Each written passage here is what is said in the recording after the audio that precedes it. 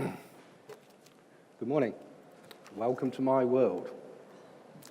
My name is Neville Scowen. I'm the Overseas Transport Manager for International Paper, and I'm currently based in Krakow in Poland.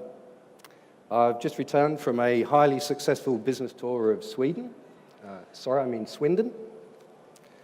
I first joined the shipping industry in 1973. To date, this has seen me employed with major shipping line, terminal operations, port operations, warehousing, transport, logistics, supply chain, and sales. I've seen many changes in 4 decades, from size of ships and terminals, increased legislation and directives, new trade lanes, lack of capacity, overcapacity, conference lines, non-conference lines, and much more. So, this morning's question is, have shipping lines and terminals forgotten the customer? Across Europe, Middle East, and Africa, International Paper focuses on the production of office and uncoated wood-free papers, industrial and consumer packaging, container board, as well as coated and uncoated paperboard, a range of products from our normal A4, A3 office photocopy paper to hot and cold paper cups, popcorn buckets, and fluff pulp for baby diapers. In total, International Paper has 540 global operational locations with over 70,000 employees. Production from our paper mills such as Luiz Antônio, Três Lagoas, Mushagushi in Brazil, Georgetown, Regalwood, and Eastover in the USA, Sayat in France, Kwidzyn in Poland, Svetogorsk in Russia, along with consumer industrial packaging plants in the USA, Mexico, Turkey, Italy, and the Canary Islands. Therefore, with all of these production plants on a global basis, it's essential to fortify each link in a supply chain, and that includes shipping lines and terminals. I'd like to present to you now a somewhat alternative view on this important question, a different perspective, my own personal opinions. If I was thirsty and I wanted a drink, I would go to a shop and buy a simple bottle of water. I would decide on which shop I would go to, and I would decide which brand name bottle of water I wished to purchase, the price I was willing to pay, and, of course, decide and arrange my own transport to the shop. In other words, by bicycle, by walking, by bus, or by taxi. But the important point is it's my choice. And this is right that it's my choice because it's based on the interpretations of the 4 Ps, which we all know: product, promotion, price, and place. The shopkeeper does not even charge me for his basic physical and organizational structures and facilities he needs for his operation or enterprise. In other words, he does not charge me an infrastructure fee. He also does not charge me for the CCTV camera, which protects the general public, which is conveniently placed in a position to monitor the public entering or leaving his shop. I did not even have to make a booking, and the shop really is open 24/7. We're both happy, the shopkeeper and I. We both have an exchange of value, the movement of product and the movement of money.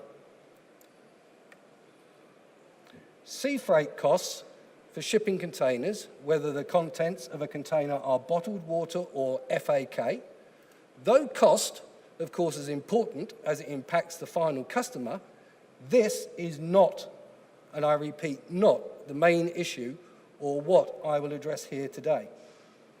However, any unsuspecting shipper who relies on so-called E-rates is in for a spot market shock at highly artificial, inflated rates. The message I wish to deliver to the shipping lines is clear.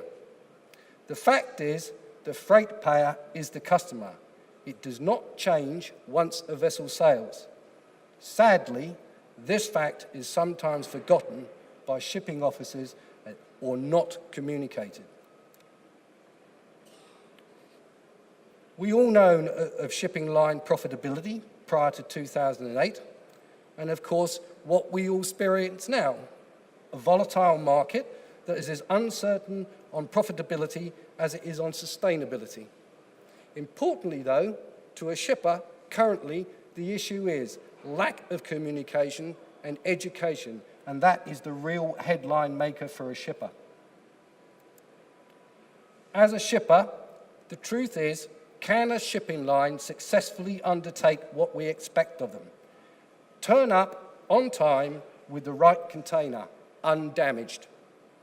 Here, I would like to add the point that in 2009, the average lifespan of a container was 20 years. Evidence now suggests that containers are remaining longer in circulation, but it appears that equipment and interchange reporting and refurbishment standards have fallen. Shipping lines and terminals now have to deal with more and more empty containers, rejections, and wasted costs from points of loading, as the equipment supplied is clearly not fit for its intended purpose. Rolling, short shipping, overlanding, remaining on board, shutouts, or bouncing of so-called unprofitable cargo on any trade lane is, broadly speaking, a practice of all lines. Or contract low prices and impose the inevitable surcharges that shippers spend hours trying to define what they really are, while, of course, also applauding the imagination of their creators. Instead of focusing on improving service, which is sorely needed, we now see new builds of 18,000 TEU and the inevitable cascade of smaller tonnages into other trade lanes, and, of course, the continued practice of slow steaming and super slow steaming. And yes, one shipping line actually stated that slow steaming is the art of maintaining a schedule. Well, I'm sorry, slow steaming, of course, is the art of saving money on fuel. For a shipper, this one action has done nothing more than increase costs and extend lead times, supply chain management, and inventory levels. Shippers are faced with longer and longer lead lines. The integrity of sailing schedules and transit times are crucial. Let's also not forget that cut-off times for receipt of cargo have increased, as well as adding more dwell time prior to shipment. So what about published schedules? As a shipper, do we see all? The answer is no. One shipping line operating to the Canary Islands proudly displays its schedules indicating one leg available. The reality is, however, they actually have two legs available, and the published schedule is not the fastest one. Have we actually discovered the shipping line's version of first-class and second-class postal service? Our colleagues at Lloyd's and Drury over many years have given us many in-depth, valuable reports and studies on the reliability or otherwise of sailing schedules. We now have the indicators and drivers. We all know them. They're all well published.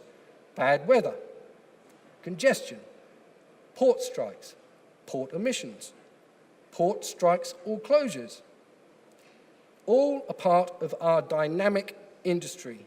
With the exception of the totally understandable bad weather, these same other reasons are presented to us over and over again, and supported by cut and runs, even though shipping lines say they do not operate such policies, in a sometimes vain effort to maintain a schedule, leaving the inevitable cargo behind.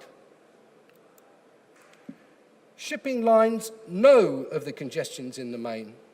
They charge a shipper a congestion fee prior to booking. But an alternative view is that between them, they all arrive at the same time. They create their own congestion. They are creating the bottlenecks. Look at arrivals and departures in ports such as Santos, and even in the UK in Felixstowe. You can see they arrive at the same time. Ports and terminals are investing in state-of-the-art handling technology and equipment, as well as introducing port-centric solutions. However, delays at previous ports, according to shipping lines, are more frequent for many reasons. Box turnaround times, restows, stowage planning and cargo segregation. Lack of or misplacing of gear bins for twist locks is though hardly an excuse to stop vessel operations for 6 hours. Of course, with the introduction of 18,000 TEU vessels, the total loading and discharge operations will become even longer. The reality is, of course, that some vessels will likely be in port for 5 days. This, of course, begs the question from a shipper: will a shipping line and a terminal review when the clock starts ticking for key rent, detention, and demurrage free time based on when my cargo is actually available to me? But the important point is, for whatever reason a delay or change in a sailing schedule has occurred, it's the lack of communication in notifying such reasons to a shipper. It's of no use receiving an email alert some 48 hours after the change has occurred. An attitude of once we receive and accept your cargo from a service provider and anything goes is hardly what you would expect from a service provider.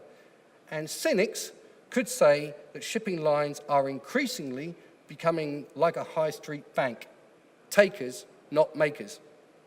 You may think that this is an unfair comparison, but with the exception of increased vessel size, more efficient energy vessels, and being more green aware, are there any other innovations from shipping lines?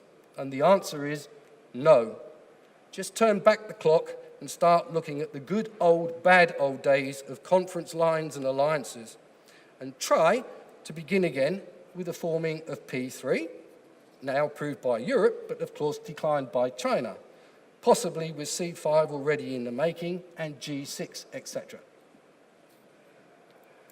To a shipper, the focus should be on improving service. It is paramount, and the driving factor, importantly, is communication.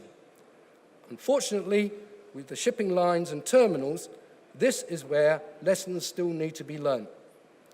As reported recently in Cargo World, shipping lines especially, but not limited just to the UK, are playing musical chairs with ports of call and rotation, which is even harder for a shipper to accept, as in most cases, no communication or prior notification is given, regardless of how it may impact cost and delivery to the final customer. 20 years ago, bills of lading were cut and issued on the day of vessel departure. Now, regardless of various improvements in technology, shippers are faced with late issuing of documents. I personally fail to understand this. We're all aware of advanced manifest systems and requirements, etc. Information is presented to a shipping line by a shipper in a timely manner. So why the delay? The classic answer, but of course not the only one, is we're still awaiting confirmation of loading from the port. The introduction of vehicle booking systems at ports and terminals was, in my opinion, a positive move to increase efficiency and resource planning, and previously was customer-focused.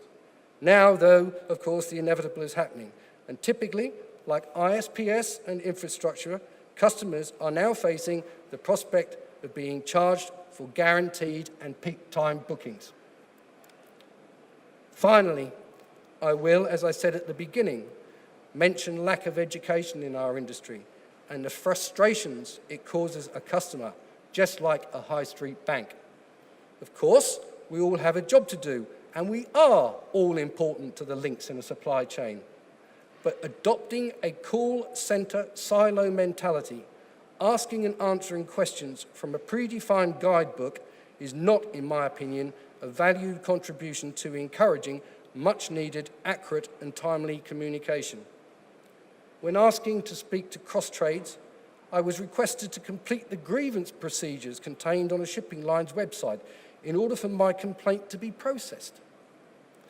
In conclusion, it is still a tough road ahead in the dynamics of our industry, certainly from a shipper's perspective. I personally think that, indeed, sometimes shipping lines and terminals have forgotten the customer, and I therefore would encourage more dialogue. Finally, think of this. A new shipper may be forgiven for feeling and comparing our industry to a certain European airline. After making a booking to ship a container, it may feel to them like they are experiencing priority boarding, other queue, reserved seats. If it fits, it goes. There is, though, one exception. 90% of their flights arrive on time. Thank you. Dziękuję bardzo.